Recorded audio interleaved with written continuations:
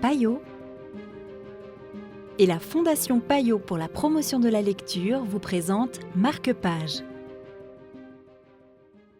Il y a les histoires que l'on se raconte à soi-même, celles que l'on raconte aux autres et celles que les autres racontent de nous.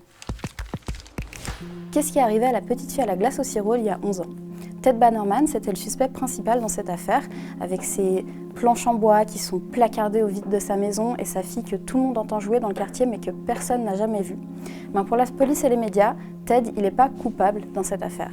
Mais pour Dee, la grande sœur de la petite fille qui a disparu, les indices racontent autre chose et elle est déterminée à faire éclater sa vérité au grand jour.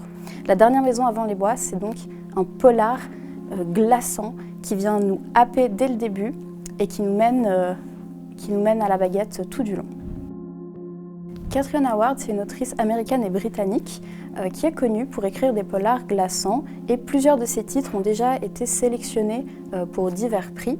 Avec La dernière maison avant les bois, elle est nominée pour 3 prix et il faut savoir que parmi ces prix-là, il y avait le British Fantasy Award. La dernière maison avant les bois, c'est donc le coup de maître de Katherine Howard. Son point fort, c'est ses personnages qui nous mènent à la baguette tout le long du récit. On pense les avoir cernés et ils continuent de nous surprendre. Elle arrive à susciter à tour de rôle effroi, passion, surprise et c'est vraiment bluffant la manière avec laquelle elle le fait. Si vous aimez les récits de ce genre, je vous conseille son deuxième roman traduit en français aux éditions Sonatine qui s'appelle Mirror Bay. Je vous souhaite une bonne lecture.